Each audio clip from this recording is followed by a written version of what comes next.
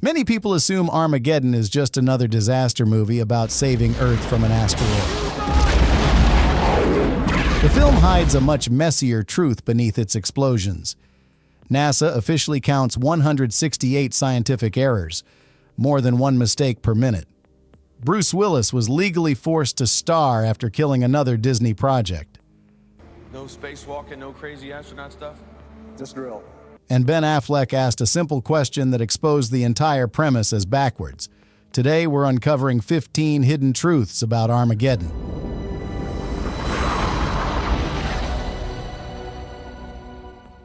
Including the $20,000 dog hired to attack Godzilla toys, the lawsuit claiming Disney stole the script, and how the most scientifically inaccurate space movie ever made somehow ended up in the Criterion collection next to Seven Samurai. 1. The 168 Errors NASA training game. NASA famously uses Armageddon in its internal management training program.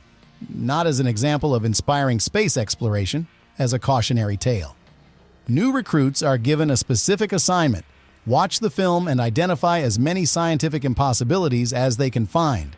To date, NASA's official count stands at 168 documented mistakes, more than one catastrophic error for every single minute of screen time, fire burning in the vacuum of space, sound traveling through airless environments, asteroids behaving like they have Earth-like gravity. Armageddon is officially recognized as the most scientifically inaccurate space movie ever made by a major studio. Yet paradoxically, NASA still allows filmmakers to use their facilities. Movies like this, however absurd, generate public excitement about space and boost recruitment numbers. Pragmatic compromise between scientific accuracy and cultural influence. 2. Ben Affleck's $20,000 Smile director, Michael Bay, had a specific problem with Ben Affleck's natural teeth. He felt they looked too small and youthful, like baby teeth. Unacceptable for someone leading a mission to save humanity. Bay refused to let Affleck appear on camera with his original smile. The production spent $20,000 hiring a cosmetic dentist to create custom porcelain veneers. Affleck sat in a dental chair for approximately 1 week. 8-hour daily sessions of grinding, molding, and fitting. Watch the film carefully. Compare Affleck's teeth in early scenes versus later sequences. You can actually see them getting progressively brighter as veneers were installed throughout production. Affleck later joked that Bay cared more about his teeth than his acting performance. He wasn't entirely wrong. Then 3. The legendary shut-up argument. During filming, Ben Affleck raised a perfectly logical question that exposed the entire premise. He asked Michael Bay, "Wouldn't it be easier to train professional astronauts how to use a drill rather than training oil drillers with no education how to become astronauts?" Devastating critique of the film's entire logic. Bay's response, immortalized in the DVD commentary: "Shut the fuck up, Ben." Bay later admitted scientific logic wasn't the point. The movie was deliberately designed as a blue-collar fantasy where working-class heroes with practical skills save the intellectual eggheads who can't solve problems without them. The entire film is built on American anti-intellectualism and the mythology of the self-made man. Bay had no interest in letting reality interfere with that narrative. 4. Bruce Willis's legal settlement casting. Bruce Willis didn't sign on because he was creatively inspired by the screenplay. He was essentially forced into the role as part of a legal settlement. In 1997, Willis caused the production of a Disney romantic comedy called Broadway Brawler to completely collapse. The studio threatened to sue for $17 million in damages. To avoid devastating litigation, Willis was forced to sign a 3-picture deal with Disney at a massive pay cut. Armageddon, The Sixth Sense, and The Kid were the 3 films resulting from this coerced agreement. The irony: 2 of those 3 became enormous cultural and financial successes that rehabilitated Willis's career, even though he resented being forced into them. The 5. The $20,000 Godzilla Killer. The brief scene where a small dog attacks Godzilla action figures in a toy store wasn't random comedy. Michael Bay was engaged in a petty box office war with the 1998 American Godzilla movie released the same summer. Bay was convinced that Godzilla was terrible and that Armageddon would destroy it financially. He spent $20,000 of the production budget to fly a specifically trained dog actor from New York to the filming location, solely to film that 15-second sequence. A deliberate, expensive middle finger to the rival studio. Symbolic aggression disguised as comedy. Bay wanted audiences to subconsciously associate Godzilla with something getting destroyed and humiliated. He was willing to spend serious money to make that point. 6. Real spacesuits worth millions. While the Armadillo drilling rover was completely fictional, the actors frequently wore real, functional cooling suits underneath their outer costume layers. NASA provided unprecedented access to actual facilities most filmmakers never see. The production filmed on actual Vandenberg Air Force Base launch pads where real satellites are launched. They were granted access to NASA's Neutral Buoyancy Laboratory, the world's largest indoor swimming pool, where real astronauts train underwater in full spacesuits. Part of NASA's strategy: use Hollywood blockbusters as recruitment and PR tools, even when films are scientifically absurd. The authenticity of locations and equipment gave Armageddon a veneer of realism, partially compensating for the ridiculous screenplay. 7. The Deep Impact spy scandal. The writer of Deep Impact, the competing asteroid film released 2 months before Armageddon, publicly claimed Disney stole the idea. Allegedly, a Disney executive attended a professional lunch where the Deep Impact screenplay was discussed, took detailed notes, and created a rival project. To visually one-up the competition, Disney added $3 million after principal photography finished, solely to create an additional sequence showing the asteroid hitting Paris. This expensive scene was created specifically for marketing materials, making Armageddon look more globally catastrophic than Deep Impact.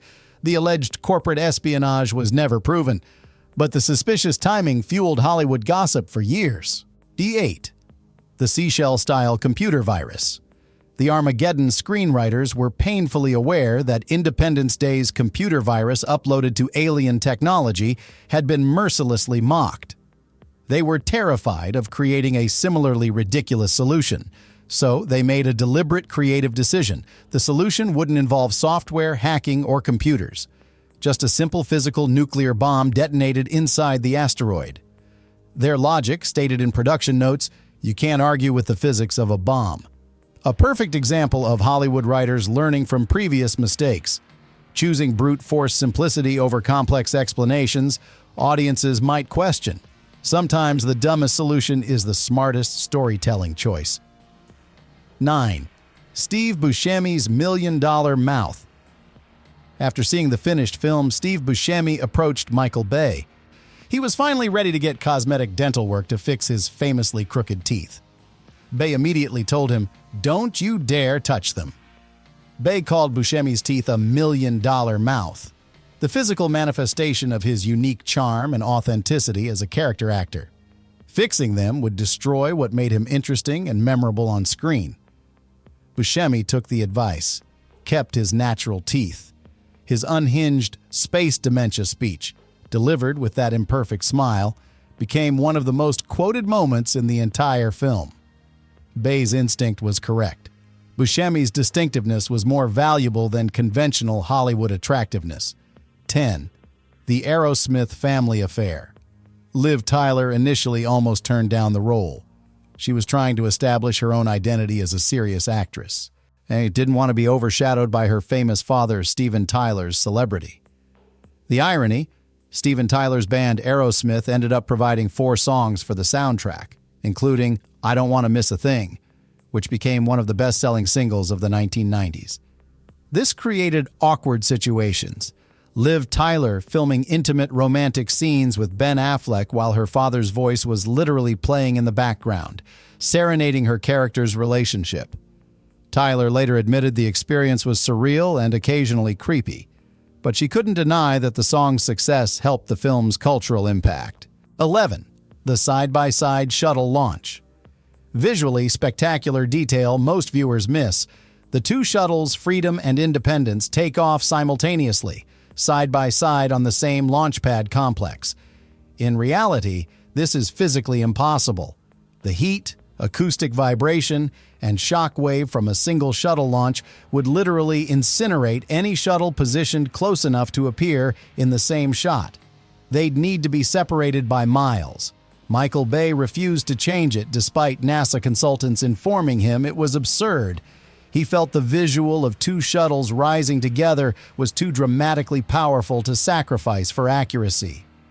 The perfect encapsulation of Bay's directorial philosophy. Spectacle trumps reality every single time. 12. The real Russian space station.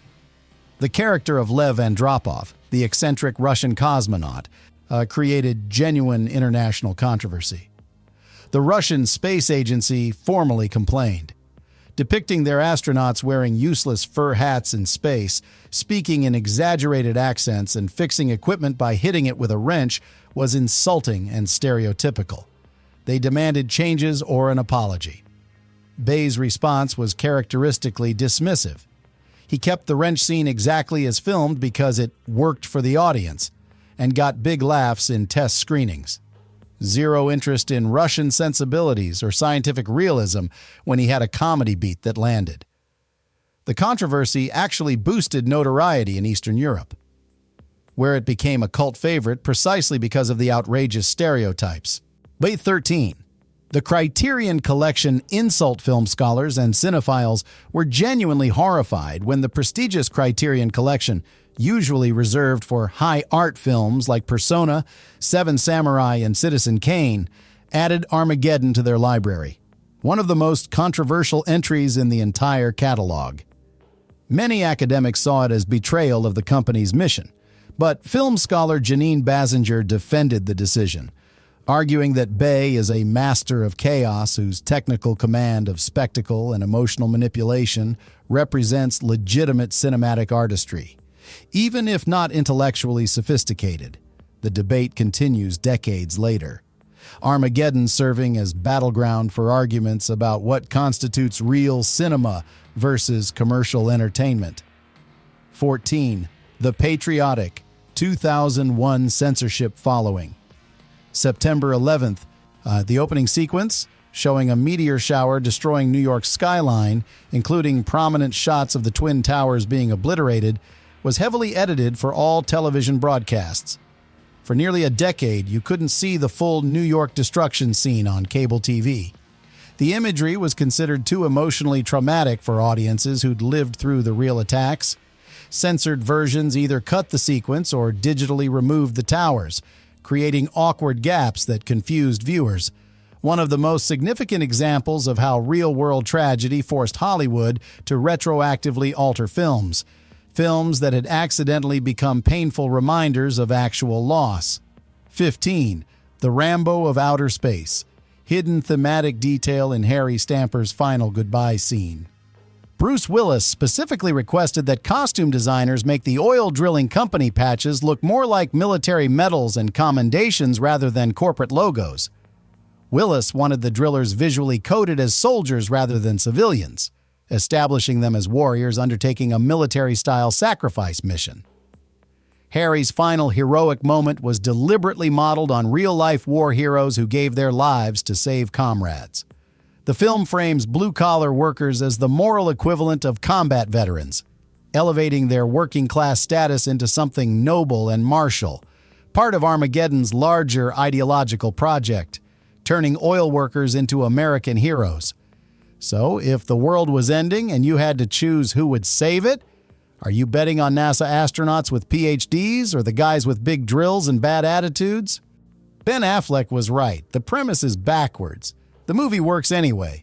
Let me know in the comments if you think he was right to publicly roast his own film on the DVD commentary. If you want more declassified files on movies that ignored science to give us pure 90s adrenaline, hit subscribe. See you in the next one.